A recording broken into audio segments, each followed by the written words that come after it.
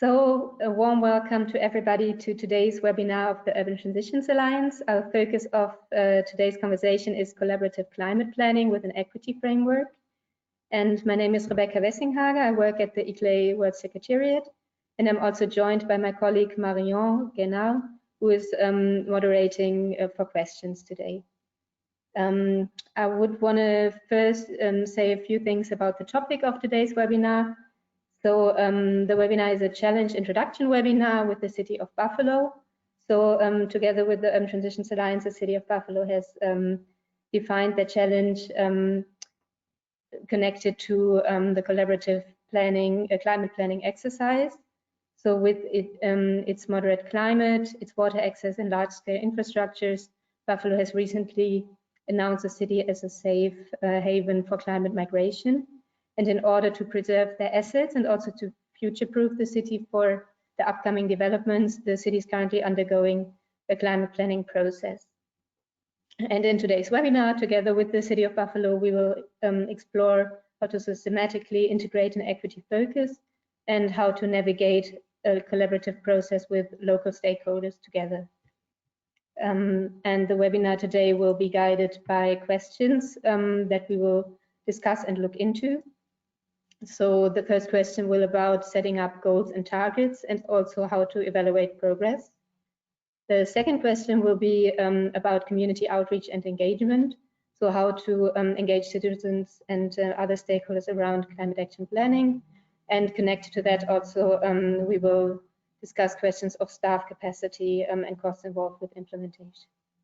And the third question will be how we can set up metrics to integrate equity and also how to evaluate the equity focus. And connected to these questions, I will just run quickly through today's agenda with you. So our first presentation will be by Kelly St. John from the City of Buffalo, who will introduce the challenge the city has defined and also give us an insight on the status of the current climate planning process. Then we will hear about tools and frameworks to advance equity in climate planning from Kay Roberts, my colleague from ICLEI USA. And then we will hear two more city interventions from Andretti from the City of Baltimore on equitable design, implementation, and accountability, as well as from Mika Meritoya from the City of Turku on multi-stakeholder collaboration for climate action. I want to say a very warm welcome to all of our presenters today, but also to our other participants. So we have, as I see, representatives joining from the City of Katowice, the City of Dortmund, the City of Glasgow, the City of Newark, the City of Cincinnati, the City of Essen. We have the Regional Association. We have representatives from the City of Gelsenkirchen, as well as the Gelsenkirchen Science Park.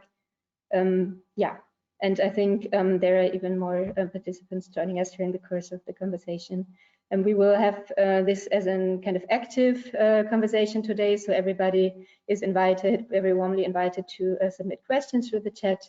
And now, without further ado, I will give the word to Kelly from the City of Buffalo. We're looking forward to hearing about the climate planning process in your city.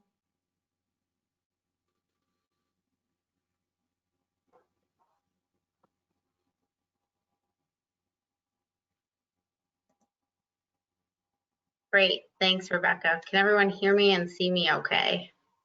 We can hear you very well. Wonderful. So thanks, Rebecca, for that introduction, and thanks everybody for joining us today. So as Rebecca said, I'm Kelly St. John from the City of Buffalo. I'm a Resiliency Grants Manager. I'm also the coordinator of our Climate Smart Communities program, which I will share with you more about today. And I just want to thank everybody as we get started for making the time to engage with us around this challenge for the Urban Transitions Alliance that we're looking at during this cycle.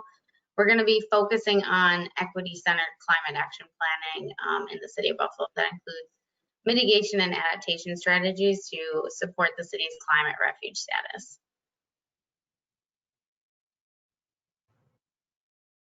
So here we go.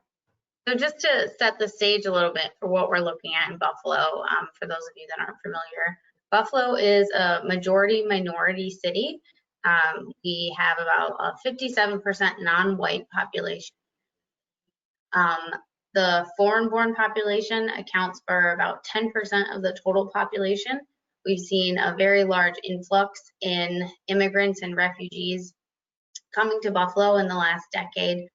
And from a demographic standpoint, about a third of our population are youth, meaning under the age of 25. We do have a 31% poverty rate in the city, and the median household income hovers around about 35,000 US dollars, which is less than 60% of the US median household income, and also the MHI for New York State as well. 59% of our residents live in rental units, and 46% of that rental population is rent burdened, meaning that their rent is more than 30% of their income. And as you can see from the map in the center there, when we're looking at our population, where our populations live and the actual built environment of our community, we have more than half of our census tracts that are 60% or more impervious surface coverage. And you can see pretty clearly from that map, based on some of the green, where the concentrations of parks are in the city. Related to poverty and the sort of ongoing social issue that exists from an economic standpoint for individuals and households in the city, 28% of our households receive Social Security benefits, so some sort of public assistance for daily living, and then 35% of our households receive the Supplemental Nutrition Assistance Program, so direct food benefits. And you can see from the map there on the right where the sort of concentrations of our below poverty level populations live. So these are some of the general social issues and social transition topics that go on in Buffalo and have sort of persisted over the more recent decades that we have addressed to some extent through our work with urban transition plan so far, but set the stage for really what vulnerabilities we're looking at when it comes to climate change. So then when we do talk about climate change, we want to know what we're up against and what we're looking at. So science tells us that climate change is real and climate change is happening. I don't think I need to reiterate that to this group, but comparatively, Buffalo does seem to fare well in relation to coastal and southern portions of the country. So that contributes to our relative low to moderate risk when it comes to climate change impacts. We have received national attention and recognition around that. You'll see there have been articles in the New York Times. There have been research studies published out of Harvard and Ohio State looking at climate migration and really the places to go if you want to escape climate change, as they suggest. And Buffalo does fare well in those studies because of our access to fresh water and our relative low risk to climate change impacts comparatively, as Rebecca has mentioned before. I did mention that our foreign-born population has been increasing over the last about 15 or so years. We did in 2017 receive about 1,000 migrants from Puerto Rico leaving after Hurricane Maria, and we have seen majority of those individuals reside and choose to remain permanently here in the city of Buffalo. So from our perspective, we're already starting to observe people moving to Buffalo because of social connections that exist here and opportunities that exist here. And so a lot of that has contributed to the mayor making the announcement in his 2018 State of the City address of Buffalo as a climate refuge. And that is what is really the underlying factor we're looking at with our climate action planning. So when it comes to the actual impacts we're going to be seeing around climate change in Buffalo, we're talking about the realistic answer to what climate change impacts will be in Buffalo is more extreme weather events and varying by wind, precipitation, and temperature that we do anticipate to exacerbate vulnerabilities that already exist in our communities and our systems that potentially have the potential to fail. So looking at just how some of this plays out, I actually think Ollie Kroner from Cincinnati shared this similar map from global climate, or the U.S. Climate Resiliency Toolkit. You know, it shows we're looking at upwards of a 70% change in, or an observed 70% change in heavy precipitation, and we're looking at over the next century or so upwards of a 4 to 9 degree average annual temperature increase in our region. So although we're not looking at major coastal flooding like portions of the country are, and we're not looking to become an arid region like some areas of the country are projected to, we do still have some major impacts to contend with. So then, looking at what we've done so far, which is sort of the planning framework and provides the foundation for our climate planning work, it has been about 7 years worth of initiatives to date that really got started as a regional effort about 7 years ago, focused more broadly on sustainable growth and development after the city did its comprehensive plan update in the early 2000s. So One Region Forward was focused on the Buffalo Niagara metro areas from 2013 to about 2016, 2017, and then picked back up in the last few years. But One Region Forward really serves as a guide to a guide and a decision-making tool to offer insights on the future impacts of various approaches to regional development, and to how our region, the Buffalo Niagara metro region, so the two urban areas and also the smaller and more rural communities surrounding us, can work together to create a sustainable and livable region moving forward. One of the first elements of that planning exercise were a series of strategy documents, and Resilient Buffalo Niagara was put forward to prepare local municipalities for responding to the impacts of climate change and looking at specific strategies to address community needs through local jurisdiction authority.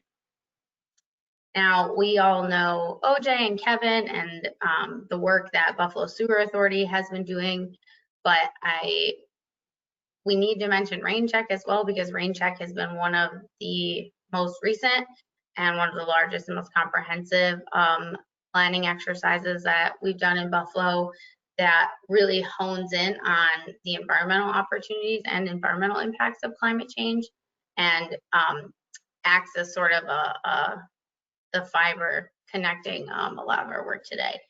So RainCheck 1.0 and then 2.0, about 4 or 5 years apart, assess the potential for green infrastructure to support the Buffalo Sewer Authority's long-term control plan goals that ultimately decrease the number of combined sewer overflow events that happen in the city every year.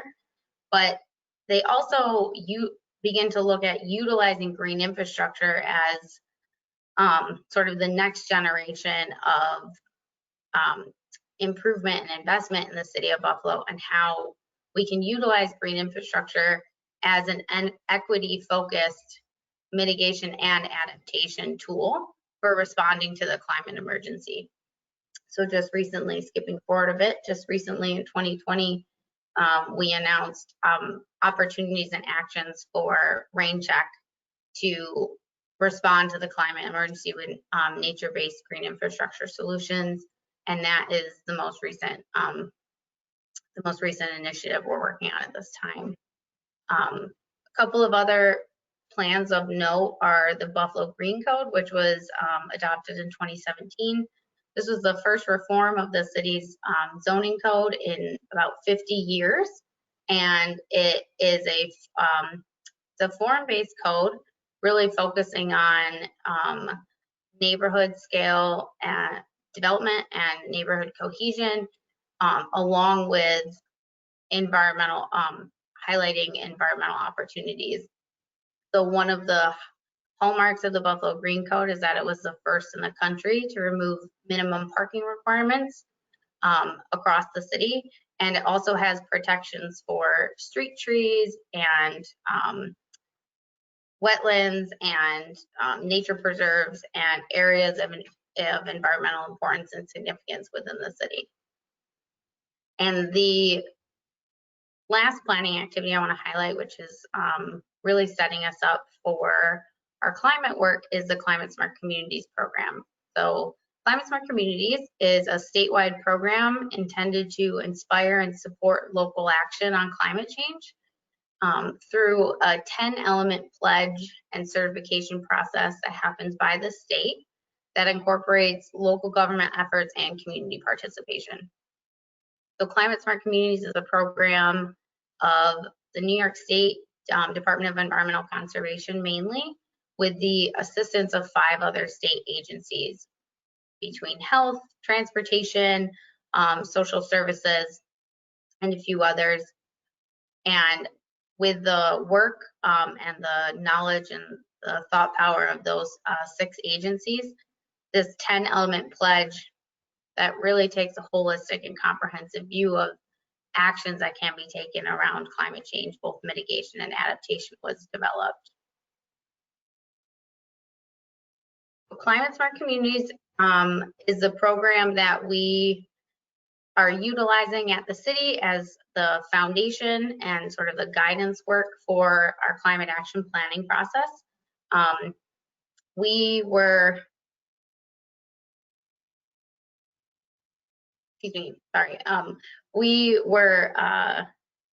granted the Climate Smart Community certification. We received that just last September, so about a year ago. But it was a 2-year process that began in 2017 off the heels of our energy master plan that was completed with the New York Power Authority and our state Energy Research and Development Authority.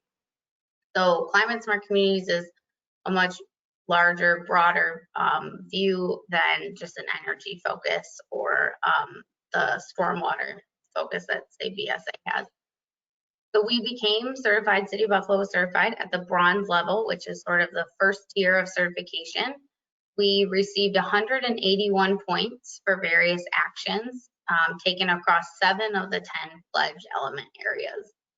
So you'll see in the photo in the top left corner, we had a ceremony with our state lieutenant governor, Kathy Hochul, and representatives from the city that were on the team that brought this initiative together.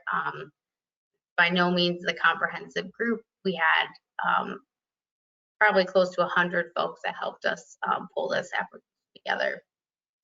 But what Climate Smart Communities really excels at is after you get the certification, there's a lot of encouragement and opportunity to keep the action going and to continue to take action to achieve not only higher levels of certification, but to build on your existing actions in ways that do more for the community and do more to help the municipalities that are involved in the program plan for, respond to, and adapt to climate change.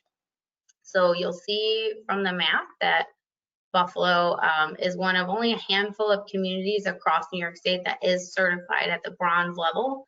There's only, I believe, 2 or 3 that are certified at the silver level, which is 1 step higher. Our partners in local government, Erie County, are also certified with us, and they have been a great help in this collaborative planning process that we've had going over the last year or so. So one of the foundational components of the Climate Smart Communities program being successful at the community level within the City of Buffalo is our Climate Smart Communities Task Force. So this task force was convened about a year and a half ago, and it is a combination of local government staff, residents, organizational representatives, and you'll sort of see in that center graphic there the breakdown of who we have representation from on the task force. And the idea is that this task force supports the implementation of our actions and the programming around Climate Smart Communities, but they also guide our future actions. So they're there as sort of a check and also a sounding board for what it is we're going to be doing in the future. And we really rely on our task force to keep our ear to the ground of what's going on in the community, what residents are asking for, and they're sort of that first step towards community-focused climate action planning. So the task force has 3 subcommittee areas we are focusing on with our work over this year, which has been anything but normal, as I'm sure folks can identify with. We're focusing on engagement, membership, and policy. And in March 2020, we were fortunate to receive an $80,000 planning grant from the New York State DEC for certification steps focusing on climate resiliency planning. So one of the first steps we're taking around climate resiliency planning is we're performing a climate smart resiliency assessment. So it's a overview and breakdown of all of our plans that we currently have existing that helps the city to identify where we have gaps in our planning process that we will need to focus on very specifically when it comes to completing our climate action plan. And the planning grant is going towards staff time to support completing that resiliency assessment, but also to complete 4 other certification actions that are local government and community focused. So we're sort of taking a dual approach to our climate resiliency planning project. While we have a lot of the planning foundation, as you saw on the last slide, for local government operations focused activities specific to climate impacts and our ability to lead and govern and provide services for the city, we don't yet have a plan that consolidates all of those around climate impacts and with setting targets and goals. So we're working on that through a couple of the actions that we're receiving support from the DEC on the local government side. But at the same time, we're initiating our community planning efforts to do a community-focused climate resiliency plan.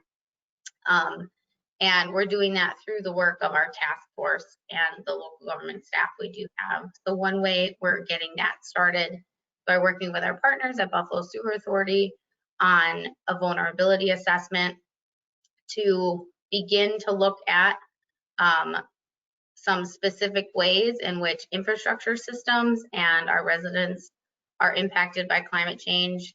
And then also doing education and outreach to our residents using the task force and using social media, for example, which is what you'll see in the graphic on the lower left, to begin to get the word out in the community around the Climate Smart Communities program and what the city of Buffalo is looking to do through our climate resiliency planning effort.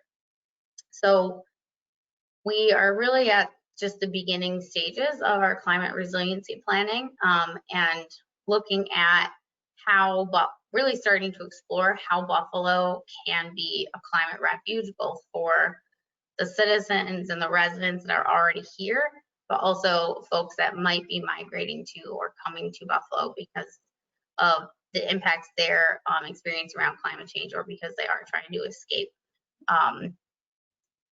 a situation at home, maybe a climate, a natural disaster, or more major climate impacts.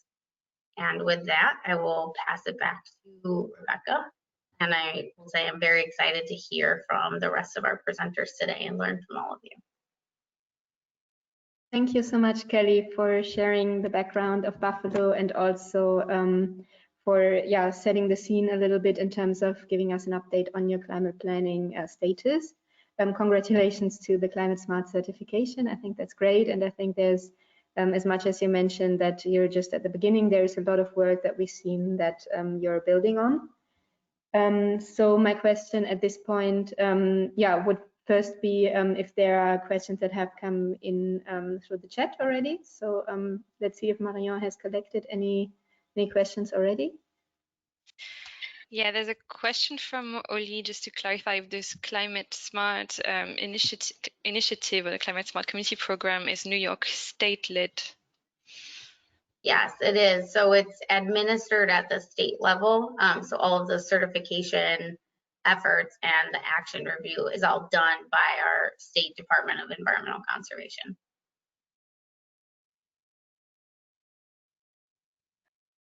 Thank you. Is there another question? No, nothing else has come in yet. Perfect. Then I might just want to ask a little bit, Kelly, because you have indicated that you would like to connect the current process to some equity-related work that has been developed through the rain check programs.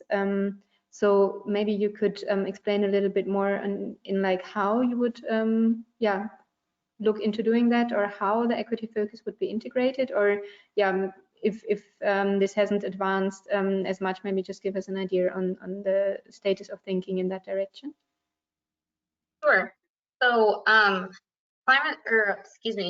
rain check 1.0 and 2.0, the work of the Buffalo Sewer Authority, is really the foundation we have to work off of from an equity standpoint in terms of integrating equity at the core of the planning process, and also using an equity, having a framework for equity indicators and an equity assessment incorporated into the larger assessments we're doing. So the integration of the equity assessment from rain check into the current planning process around climate resiliency more broadly will predominantly look at transforming the equity assessment that was done in rain check to be less specific towards green infrastructure, and look at ways that we can expand some of the metrics, and also some of the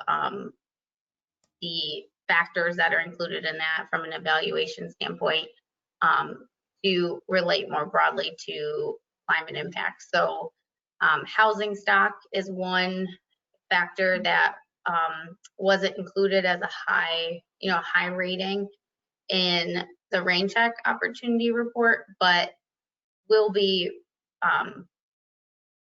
assessed and looked at in our climate work, because we know when it comes to extreme temperature events, so extreme heat or extreme cold, the housing that an individual has and has access to really plays a role in whether or not they are going to be able to be comfortable and continue to live their life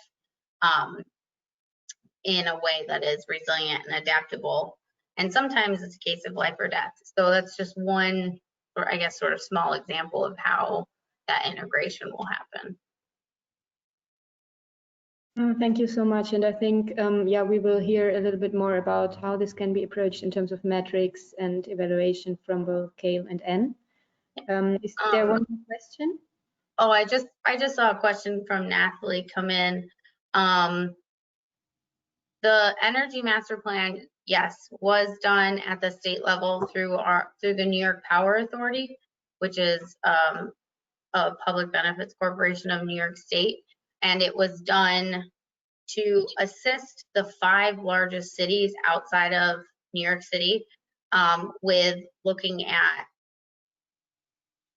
opportunities for renewable and green energy in the city, but also ways to reduce our carbon footprint through our energy intake, and had some connections to transportation as well. So that was Buffalo, Rochester, Albany, Syracuse, and Yonkers, New York.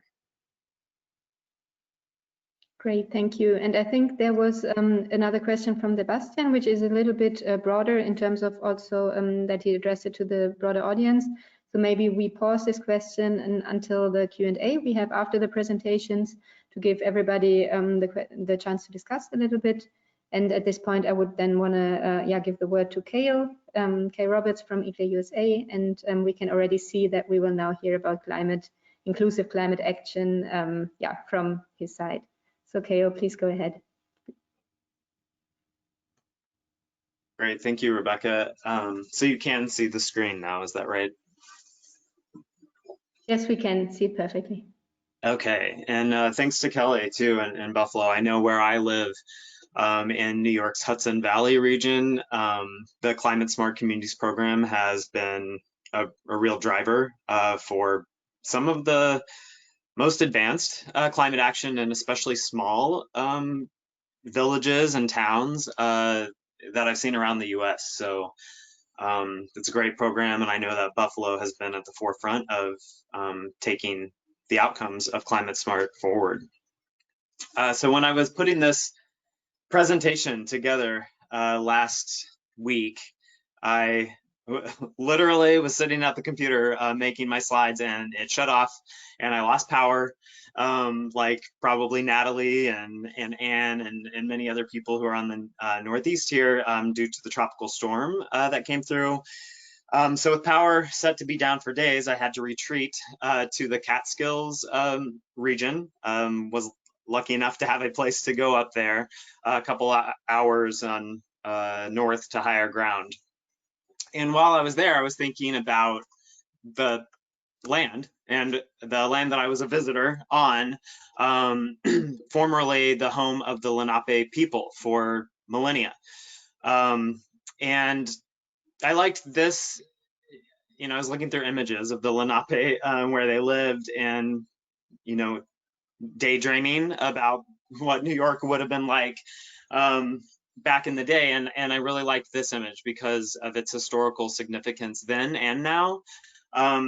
So the Lenape were kind of a special tribe here because they were able to stay put on the land along the Delaware and the Hudson River for long periods of time due to the shad fish migration. And in March and April, the shad would come to spawn and just have like millions of fish. You know, that image of you could just like walk across the river stepping on the backs of fish. And it made me think about how environmental health and a stable climate are, you know, crucial to our long-term stability of where we live, and that continues to be true for these rivers today.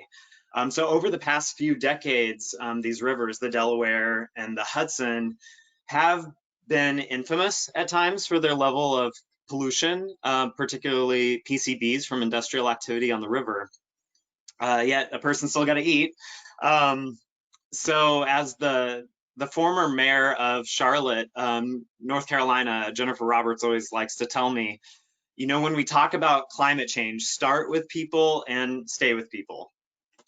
And a happy person like James here, who's holding his catch, is a good person, easy person to stay with.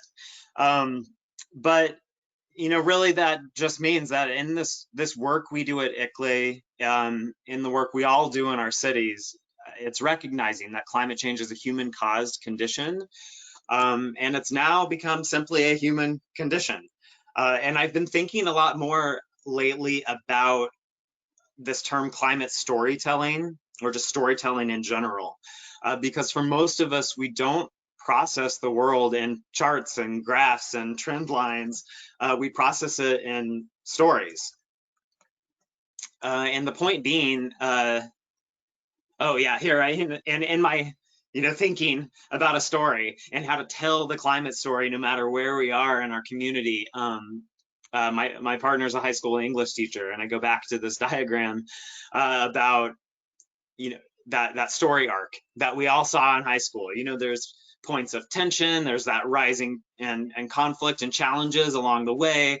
Then you hopefully get to some sort of goal or climax to the story, and then there's, you know, resolution. And it reminded me of another, you know, trend line or a diagram that we're used to seeing us in the climate work, and that's this, you know, hockey stick. This one here on the screen is showing temperature change over time, and that dramatic spike in recent years. It could be aligned on population, on parts per million of CO2. You know, lots of these you know, trends follow this, and it strikes me that this climate story is a little bit different than other stories in that we're not at that peak moment and there's no resolution yet. It's up to us to form that story or that resolution. And the point being that the climate change tells a different story for different people in our communities. In particular, not everyone is impacted the same, and some in our communities are more vulnerable. Everyone on the line here is particularly educated about these issues, but it's still worth reiterating that climate change vulnerability is underlined by the same systemic root causes that have affected vulnerable people in our communities for a very long time. Things like poverty and gaps in educational opportunities, structural racism and segregation, people experiencing or believing that they have low social capital or less access to vote, many more factors. And so all of these root causes influence directly a person's vulnerability to climate change. They impact your ability to afford basic necessities, have access to affordable healthcare and green space, just generally a lowered capacity to have a long, happy life when we think about a world that's a lot hotter, a lot wetter, a lot more people on it, and overall contributes to our increased sensitivity to climate change. Some of the historical inequities that we want to be thinking about when we're getting into climate action planning are racial inequities stemming from slavery, the genocide of indigenous people, redlining and racial covenants that have prevented people of color from moving into certain neighborhoods and from building that generational wealth over time. Also thinking about pollution, construction of highways and toxic industrial plants that have contributed to instances of environmental injustice to this day. So, all of these conditions have happened, they are happening, and, we at ICLEI and a lot of people in the environmental world are coming to realize that these at one time disparate issues are actually central to climate action. If you want to get into a deep dive, my former colleague Faye Mock recommends the book Color of Law as a really good resource to get more into those issues. So thankfully, this kind of emerging trends in climate action are holding up equity as a central pillar to the work. And there are some frameworks or trends or guiding examples that can form a story arc for our climate storytelling. We'll talk about a few of them here. Briefly touch on what are the objectives when we talk about climate action planning, specifically around equity. And then how does that translate into a few of these frameworks? Today I'll mention ICLEI's 5 pathways for sustainable development, the Green Climate Cities framework, which has been fairly recently released, and then the aim, the end goal of moving along a spectrum of community engagement. So some of the ways that we can address these issues are procedural. Some are distributional and some are structural. This is just a way to kind of frame what our aim is here to put equity at the core of climate action. What does that mean?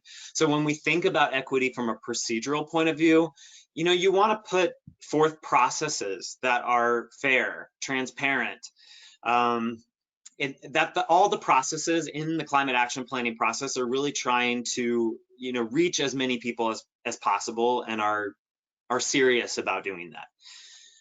Distributional objectives aim to prioritize resources that come out of a climate plan. That I'm thinking about community solar projects or a weatherization program or bike infrastructure build out around your community. You want these resources to be fairly distributed. And then finally, we need to look at the underlying structural and institutional systems.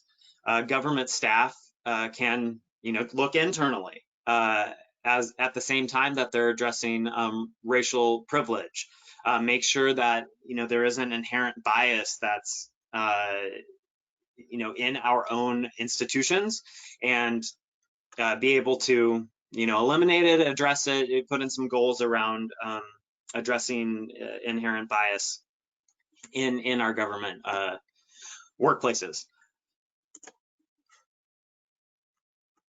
Great. So about a couple of years ago, I guess, in 2018, ICLEI, in collaboration with dozens or hundreds of our member cities around the world and our elected leaders that form our Global Executive Committee, came refreshed, I guess, our approach. And we have a new strategic vision called the 5 pathways.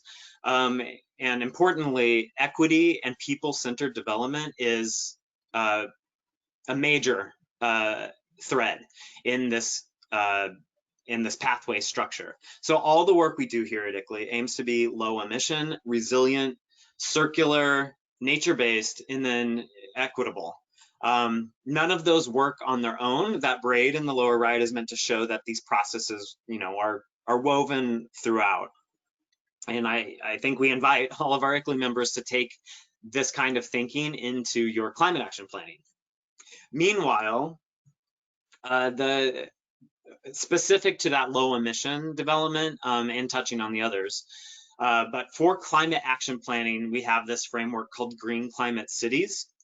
In the US, many of you on the line will be probably familiar with the 5 milestones for emissions management framework.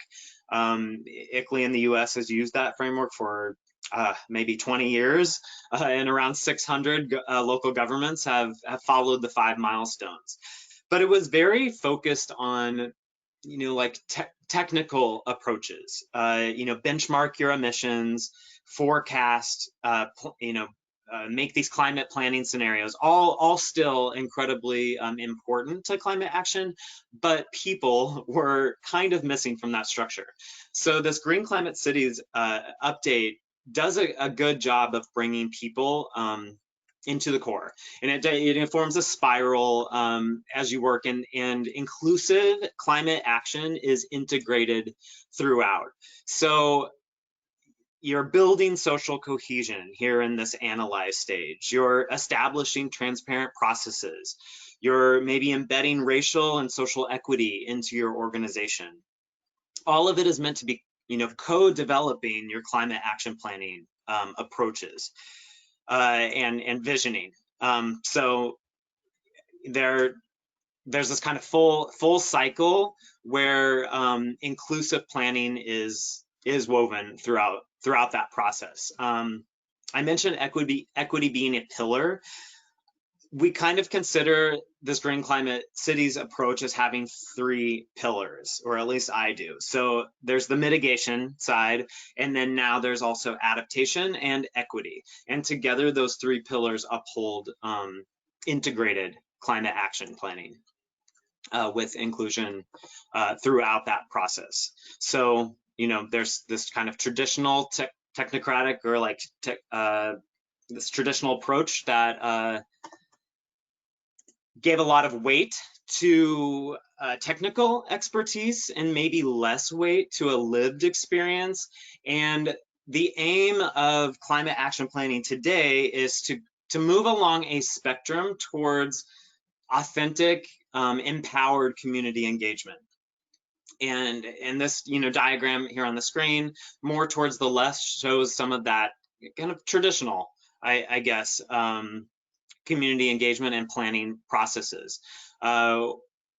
Hopefully most of our communities were never flat out ignoring the voices of community members, but often a plan was created and then put forth for, approval, or a review by the community with comment, without bringing in those voices very, very early. So we want to move towards this empowerment stage where it's, the community members, the city, the stakeholders and partners of all kinds that are co-developing our climate action planning. Keo, I would need to ask you to speed up a little bit. We're already over time a bit. Thank you. Okay, yeah, I actually will skip to the tools portion because we have a lot of great cases today. I did want to just point out that Baltimore and Anne really struck me with their targeted universalist strategy approach in a previous webinar, which weights community voices. There you'll get these slides, but examples out of Oakland. And then here, a tool or a process that ICLEI has worked with City of Hayward, California on called Unite to Green, where we trained a group of youth climate ambassadors to be the spokespeople for the process in Hayward.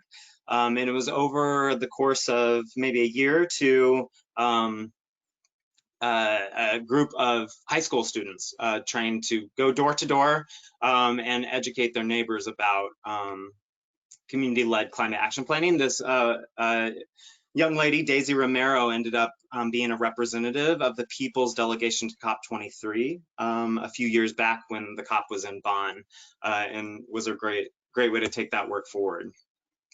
A series of tools that can help you integrate equity into your climate action planning are our temperate climate vulnerability assessment tool that largely for the first time, it, puts climate data localized for where you live into the hands of community members. My colleague Jesse likes to call it the turbo tax of climate vulnerability assessment because of the user-friendly nature of the platform. And how we've used this is to pair the climate data with in-person workshops, mapping exercises, this sort of thing to empower communities. So that temperate tool is one way to do this. The ClearPath tool, many of you are familiar with, that's for our mitigation work. We're using this now in a series of cohorts in Indiana, Iowa, Pennsylvania, elsewhere, where youth at the universities are coming together with their local communities to produce climate scenario plans. Here's an example of one where the community prioritizes the actions that they want in their plan and then compare that with the ClearPath tool to model when the community will meet its targets. Great, many more resources coming out of ICLEI in the US. Here's our Pressing Forward Pack, a new equity-centered climate action plan template. So thank you, and get in touch with me. I'll be happy to send any of these along. Thanks, Rebecca.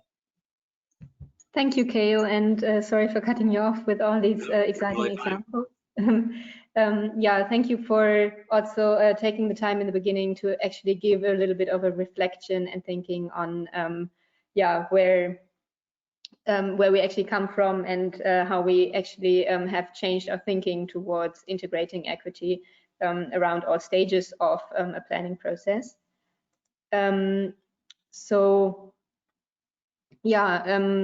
I just wanted to see if there are questions at this point. Not a question, but a comment from Natalie from Newark that reiterate what you just said, Rebecca, the necessity to maybe also update the Green Climate Cities graphic and process to integrate a social equity lens on all the steps of the interventions. Yeah, some more homework for us. Yeah, thank you. And I think there are a lot of the kind of tools and methodologies that Kale has showed us that we can also take the time maybe to go a bit more into detail another time. And also, as you already indicated, we'll share the slides after the webinar, so we can always look into specific questions, or if you want to learn more about specific examples on what Kale has presented, we can go into that. So please contact us if you would like. Then I would directly, since we already heard a little bit, or we had a little teaser on Baltimore's equity strategy in their sustainability plan, I would directly give the word to Andretti from the City of Baltimore, and I will just take a little bit of a time to put up her presentation.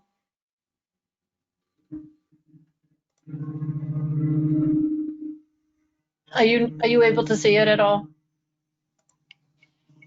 Rebecca? Just give me a little bit of a time. Okay. I was trying to share, but I was. Oh, sorry. I think this is what I'm trying to do now. Can you see the presentation? You can Yes. see the presentation. Perfect. Thank you. Then I'm not able to share it, so I'll just tell you to turn when I'm ready. Perfect. Okay. Then please go ahead. We can hear you very well now. Thank you for having me. I really appreciate being here, and I really appreciate both Kelly and Kale's presentation. They're both really interesting, and I'm glad to get their presentations because I want to follow up with both of them. And my presentation is broader than climate. It's our city's sustainability plan, which was approved by our Baltimore City Council and also signed by our mayor in 2019. So it has a high level of support from people. And it has 23 chapters ranging from climate and resiliency to waste and economy, and even looking at the arts. We really shifted out our focus on sustainability to include most everything in the city that we can try to impact. So you can change the slide.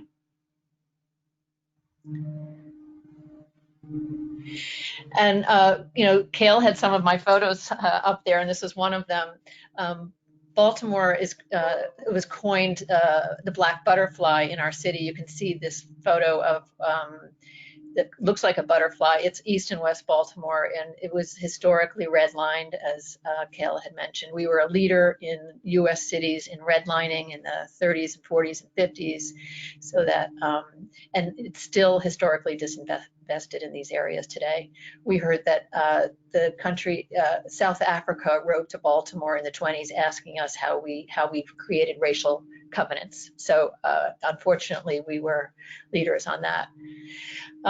But in 2015, we have a 21-member mayoral appointed sustainability commission, and they are charged with overseeing the creation and implementation of the sustainability plan. And they charged us with leading with equity in our update to the sustainability plan. So now when we talk about sustainability, we must address race and place. Baltimore is 64% Black and 37% white, with a small immigrant population. And so our main focus is folks who are Black and also folks who are low income. And also, Kale mentioned we hired, the first thing we did is hire an equity consultant. We wrote a grant money in order to do this deep outreach and engagement, and then hired an equity consultant who suggested we focus on this targeted universalist strategy.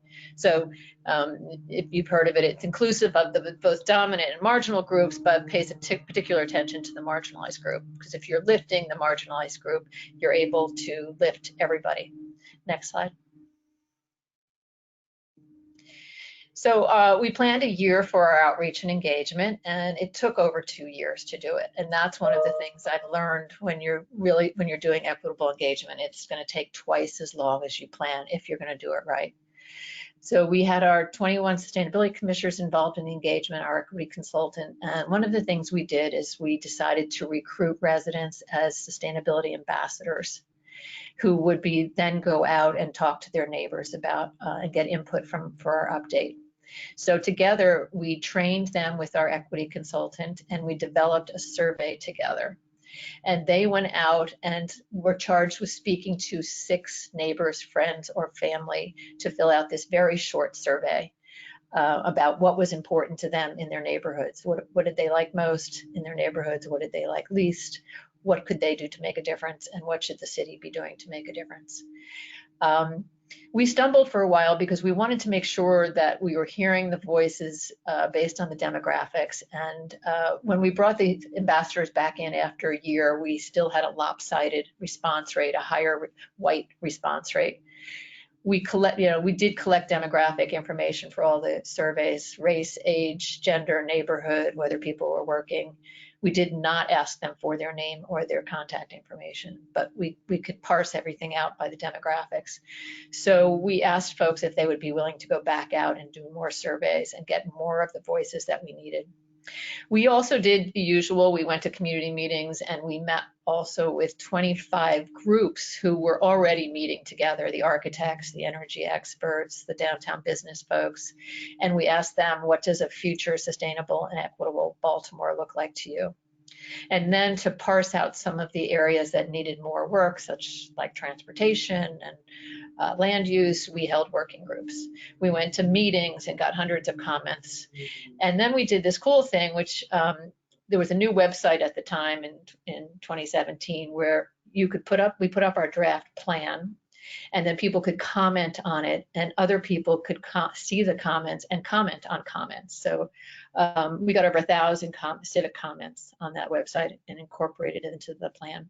And then we used the grant funding to hire editors who were reading through it with an eye towards equity, because I was organizing the plan, and as a white female, I didn't want to be the final word on this plan. I wanted to make sure that it had other eyes on it. Go ahead. And we put in what we call big audacious commitments. And this is, again, the Office of Sustainability and the Commission on Sustainability together, a commitment to be transparent, which is, I really appreciated your slide, Cale, with the Native Americans from upstate New York, because I've learned that you have to know your past and be honest about your past in order to be able to move forward and plan ahead. So knowing what's happened in the past and being honest about it, sharing power, which is a huge thing. It's a huge shift in the way city government operates, and we are working on that all the time. It's a constant, move to steer the big ship in the right direction. And then a commitment to collaborate, to think and work differently, and to come together to solve multiple problems at once, and accountability, which I'll talk about a little bit more, but not only to be accountable to ourselves, but to ask the residents, how are we doing? Are we off course? Are we doing the right thing? Next. And so in terms of implementation, the thing about this is the Baltimore Sustainability Plan is that it's not simply a government plan. It is also a plan for everybody, and that's why we engaged all the voices. So faith-based organizations, businesses, nonprofits, and neighborhoods use the plan. I've seen it written in grant proposals, and people highlight it in many different ways. So we work to track what city government does, and we also work hard to track what else is going on around the city. We did have that East Coast storm last week, and we have created community resiliency hubs in some of our historically disinvested neighborhoods. And usually when we have a storm coming, the Mayor's Office of Emergency Management delivers sand and bags to our downtown communities, which are majority white. And this year we had them spread the wealth we have a southwest neighborhood that has high flooding during storms, and so we made sure that they were delivered over, that was delivered over to our southwest hub. And this is our social media post yesterday, thanking the Department of Transportation and the fire department for doing that, and for the folks in southwest for filling in the bags. Next. In our urban agriculture, in everything we're doing, we're always now talking about equity and trying to kind of check all the time with what we're talking about, who we're working with, and what our plans are. In our urban agriculture, we just put in a multiple $100,000 grant to create a pipeline of Black farmers. We're also working closely with our housing department, our nonprofit Farm Alliance, and Black farmers to create Black land and food sovereignty, so that we're just starting to transfer city or urban ag land over to Black-led farmers as a priority. The city just finished a 30-year solid waste master plan, and the sustainability plan was a real call out in that plan. We were very happy to work with the consultant for DPW, and who really realized the value of the equitable outreach and the value of the plan that we had, and highlighted that in the DPW plan. And for many cities in the US and maybe internationally, you may know that the DPWs of the world can be hard to break into for sustainability folks. And we've been working on that, we've been chipping away on that, and we were really happy that the consultant saw the value of our equity focus and incorporated that into the solid waste plan. In Connecting Children to Nature, we have a national grant that we got because we laid out that connecting children to nature can help reduce trauma and stress. And this week, the Black Mental Health Alliance has their annual conference, and they added nature, health and nature, because of the work that we've been doing. So as nature is a form to reduce stress for people. And then institutionally, we're working with a lot of institutions almost as a consultant. I just was on a call with Hopkins University team who was updating their sustainability plan and wanted to find out from us our experience in making it more equitable. So we'll be consulting with them, and we work with a coalition of universities and hospitals who are using us in that same kind of way. Next. And just to mention, as you all know, we have the Black Lives Matter, a lot of unrest and the movement going on here. And we've been thinking about, I feel like there's the thing of greenwashing, and we also know that people are putting out social media information about what they're doing for Black lives, which may be true and may be wannabe. And we wanted to be really intentional about what we were putting out there, because we feel like we have started that work, and we didn't want to just jump on a bandwagon. We wanted, so I'm going to just read you the quote. This was the photo, the first photo we put out on our social media, and the quote says here, the Baltimore Office of Sustainability recognizes the structural racism makes our society inequitable and unsustainable, and our team is committed to fighting it. As a unit of city government, we feel a responsibility to challenge ourselves and the systems that reinforce inequity. In recent months, our nation has been openly wrestling with its racist history and racist present. Baltimoreans have long known the duality of being Black and of loving the city. We stand in solidarity with those calling for structural changes. We will continue to center justice and equity through the implementation of the 2019 Sustainability Plan.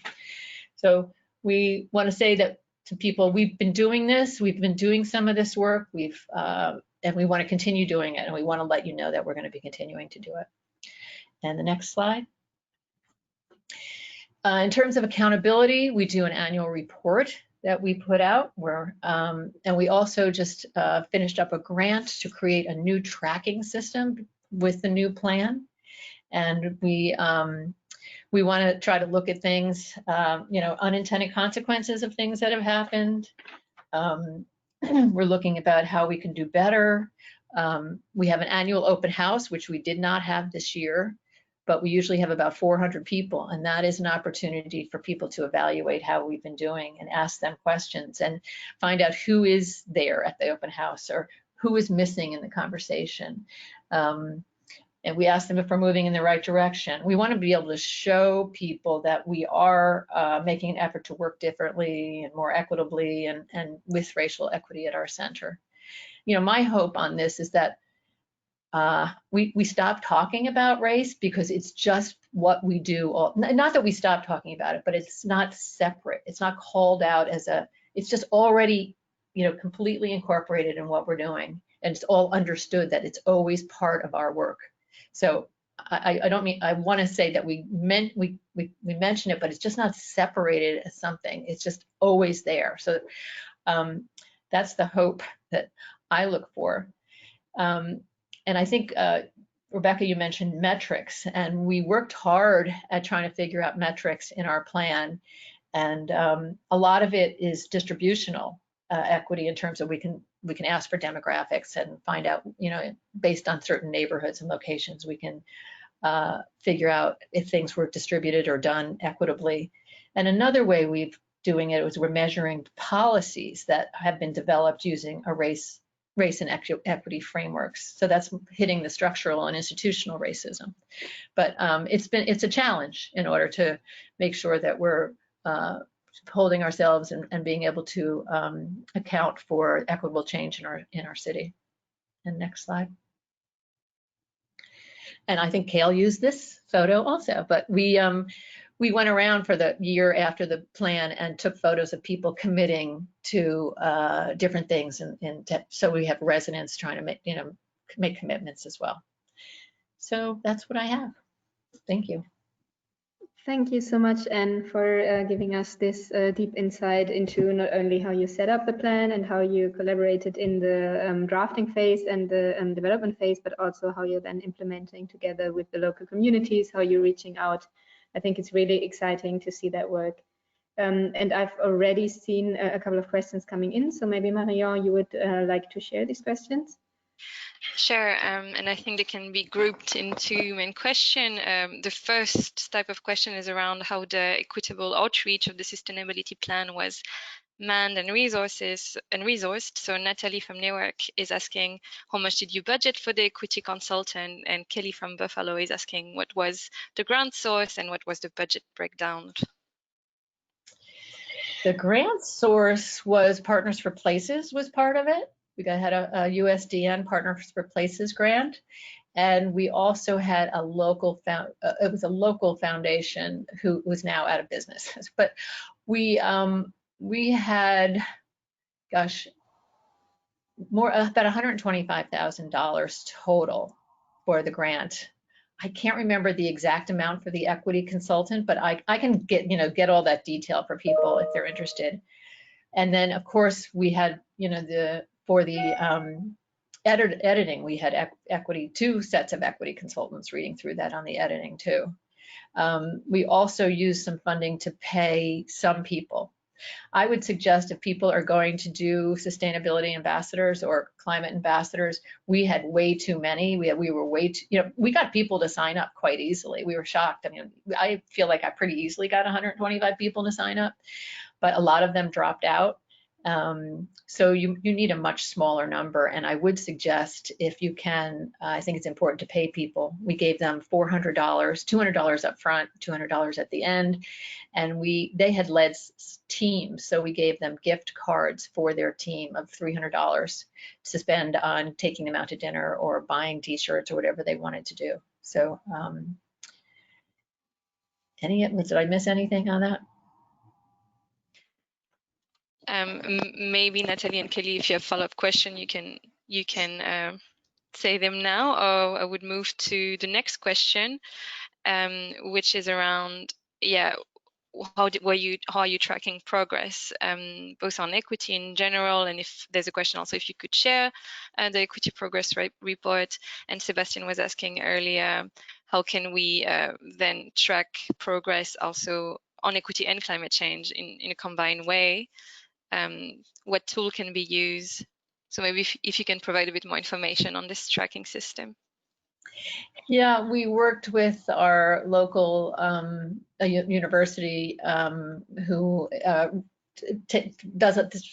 collects a lot of data for the city, and they helped us develop this tracking system. Because we have so many action items that need to be tracked in the plan, it's pretty overwhelming. But we really felt like it was, we have a big plan and we needed to be tracking stuff. So what we do this, this is the first time we're doing it right now this summer. Really, we were normally have released our annual report in April at our open house, but once March kicked in, we put that way to our side. So we're just now getting into doing our tracking, and our database will be ready in the next couple of weeks. So we just are, we're not tracking every action every year. And I think we were very ambitious in a lot of the strategies as well as the metrics. And we knew that at the time, but we felt like we weren't going to be able, we wanted the opportunity to track many of these things, but we knew we were not going to be able to do it every year. But the database is a kind of a flow database. You put in some basic information, and then if you answer certain questions, you go in one direction, or if not, you go in another direction. And it all looks, each one has some kind of an equity lens on it, whether it is looking at distribution of the project or plan or policy. But, I think I would have liked it to be a little bit more robust, because I think this idea of unintended consequences, I mean, I really think that's a big thing that we should be looking at closely, and that's, of course, a harder thing to capture. But we're trying to be as robust as possible. I think that there's a lot of opportunities still for growth, and I'm very interested if others, and Kale may be looking at some of your stuff, ICLEI stuff might be interesting, but if other people have ideas on more depth of reporting, I'm very interested in hearing that. The database software tool is part of our city system, and I was not involved in that piece of it, but we had to integrate it with what was available for the city, and so we're using something that the city already was paying for. Thank you so much at this point. I think this deserves more space, and yeah, maybe also a space to share some information and get more collaborative input also, because as you mentioned, Kale already has yeah, maybe shared some approaches, and maybe there are other cities that have developed some thoughts and maybe already some targets and metrics around that. So I would suggest that we follow up on that after the webinar in a different conversation, because just with an eye to the time, yeah, I just want to thank you a lot for sharing this information, and we can see how much interest this has generated already. So I'm very interested to follow up, but at this point I would then want to give the word to our last presenter. Thank you very much, Anne, for sharing your insights with us. And yeah, we're now interested to hear from Mika, maybe a little bit less on the equity side, but a bit more on the collaboration side, how the city of Turku had involved different local stakeholders into their climate planning process. And yeah, Mika, if you, I can see you already shared your screen. If you can hear us, please feel free to go ahead, and we look forward to your presentation. Thank you. Good morning, everyone, or late afternoon is here in Turku. So I work as a senior specialist at the central administration of the city of Turku, and I'm happy to tell you about multi-stakeholder collaboration during the preparation and implementation phases of our climate plan.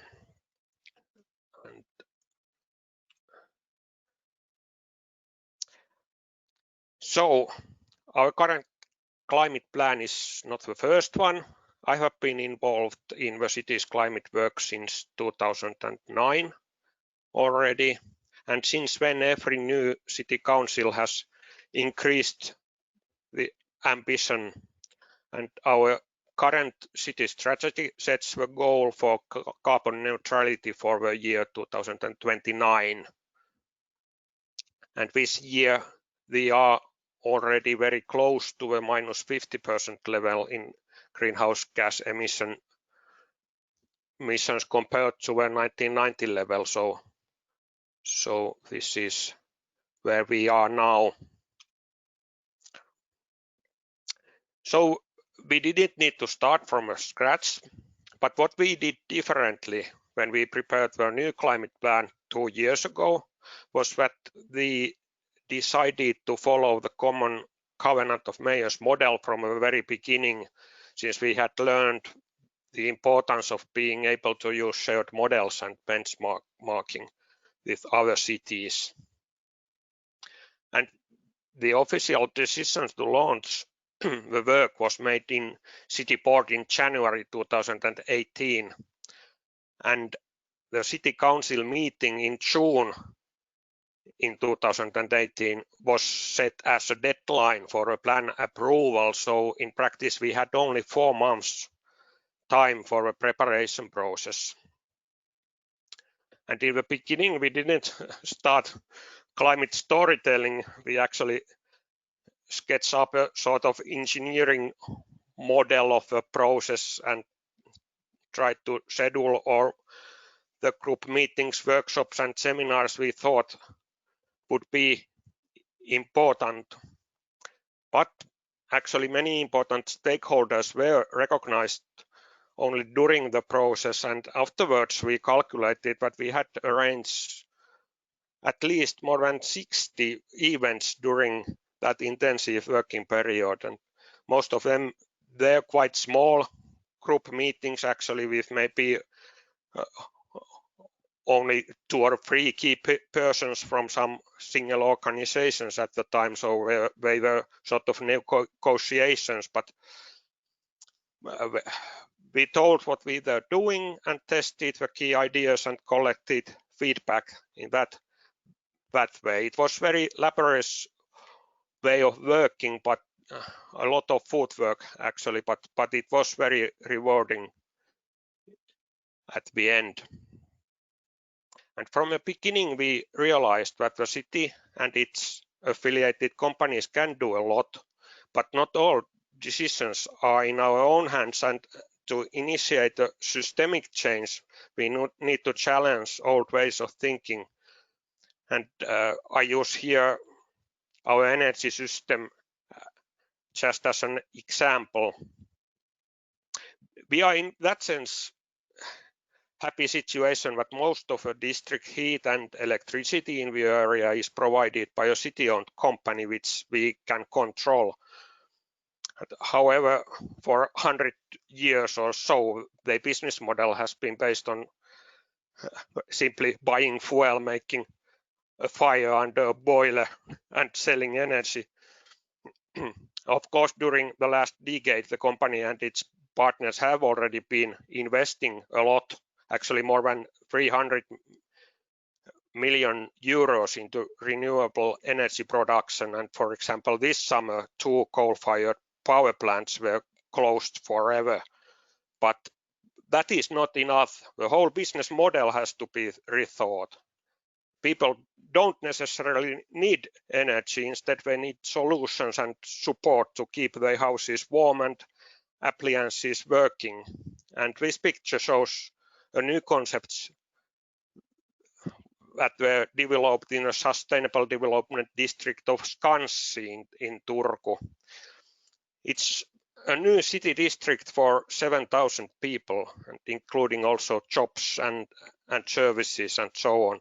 And the idea there is an open, two-way, low-temperature district heating network for sharing locally produced heat, and for creating motivation and solutions. So that we have involved the developers, service providers, and inhabitants of the area, and series of workshops have been organized and different means of consultation and cooperation put to use in that area. And also solar power is one field of investment where we need a longer financial perspective.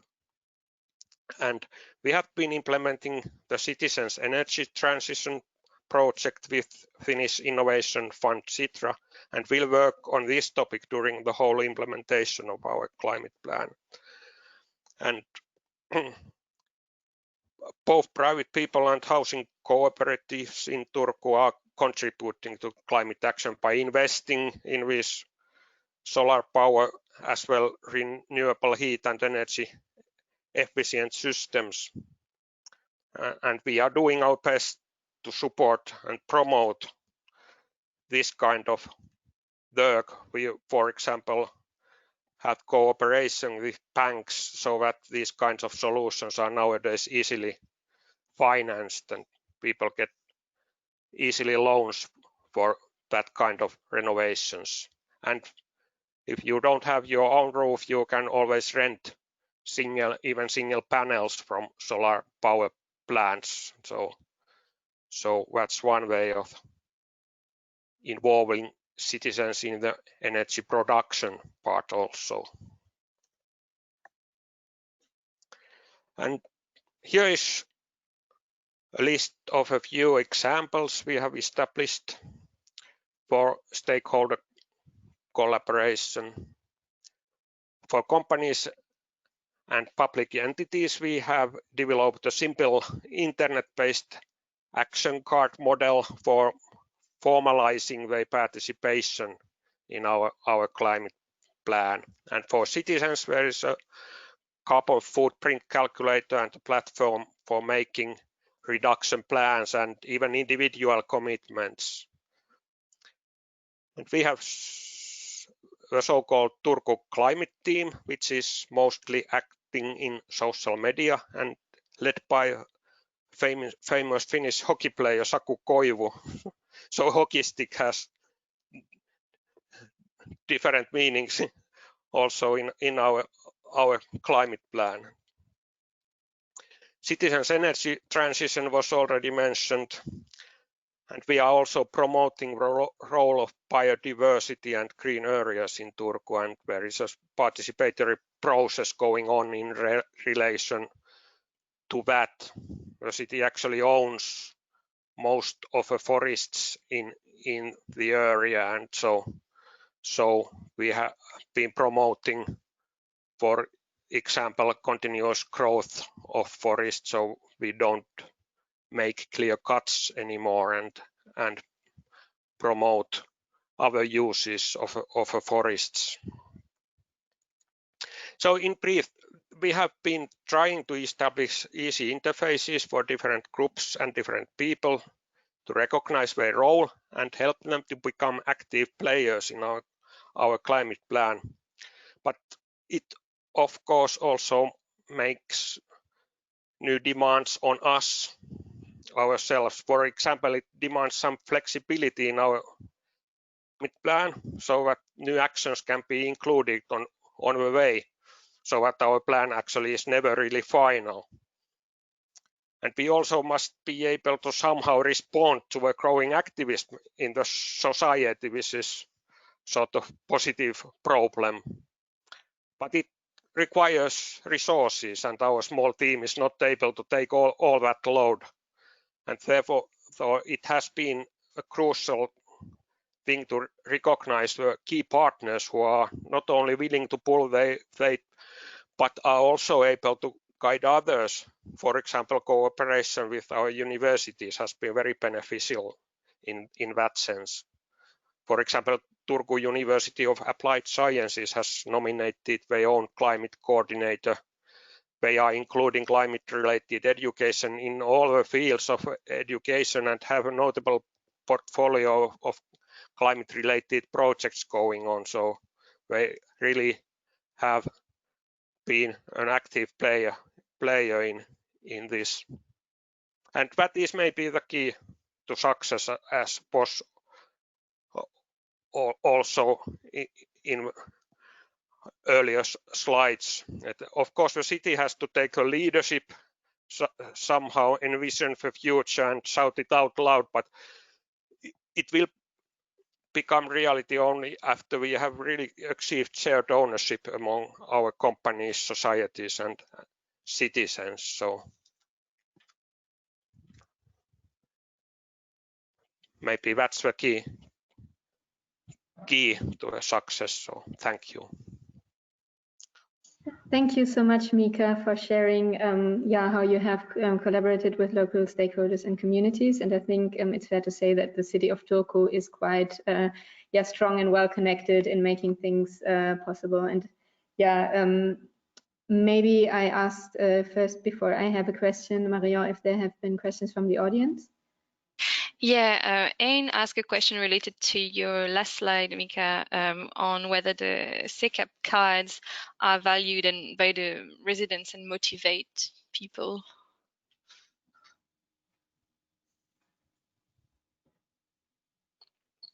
So your first points. Yes, this was actually this that we call SECAP cards. It's actually a database of climate actions, and we started actually during the preparation of the climate plan. We realized that we have to somehow formalize this participation process, and during the preparation and during those events we arranged, we with the stakeholders together filled in the first something like 25 or 30 actions. So they were made together, mostly our affiliated companies, the most active ones, for example, energy company and housing companies and so on. But now it's also this SECAP card. It's openly available at the network. So basically any actor can fill in own actions and put input to that, and we after that we of course negotiate and promote also these actions, try to use them as examples for others, make videos and so on. And so this is the way of working, and we, for example, for our businesses, we try to also arrange some sort of climate help desk together with Turku Science Park and our universities, so that they can also get help if they are at the early stage. So what can they do better and so on. But there are certain criteria set in our climate plan at what kind of actions are accepted here as climate actions. But it's a way to collaborate with companies and also NGOs. Thank you, Mika, for elaborating. I might have also one question just related to the staff capacity that is behind this, because you mentioned also that you have a small team and that's why you rely on partners a lot. Maybe you could elaborate a little bit more about your team situation and how much of your staff capacity is actually going into the resident engagement part of your work. Well, in our climate team, when we started the preparation of this climate plan, there was only I and my colleague, development management manager Risto Veivo, and we also used a consultant company to help mainly with the calculations and so on, but they also made a lot of interviews, for example, in relation to the adaptation planning. So we used consultancy company there, but now we have 7 people in our climate team, but also partly the citizen engagement is arranged in the Spearhead project during this council period, which is called Smart and Wise Turku, and there are 6 focal points, and this carbon neutrality and resource wisdom is one of those focal points, but there are also other focal points in more related to the, for example, to the poor districts of the area and so on. So we cooperate with these other sister projects, or how should I call them, and try to also put the climate issues into there and find win-win situations. For example, the energy renovations and such things are in the long run beneficial for residents, and also these green infrastructure related things are very good in the sense that everyone can benefit them, because in many times we like to think from an engineering point of view. We are good at building district cooling networks and such things, and larger pipes for storm water management and so, but the really vulnerable people maybe live in different areas where these solutions are out of their reach. So it's an important issue, but in our team we have not much resources, so we try to cooperate with other ongoing projects as much as possible. Thank you so much. And I think this kind of meets the reality of many cities that we have here today. Unfortunately, I think we're already a little bit over time, so thank you everybody for bearing with us. So at this point, I would really like to thank you, Mika. And I think in general, we have seen many different pathways for further discussion. I think the equity matrix is one very important part, also the partnering with stakeholders for collaboration. I think there are two points that I would like to take away. And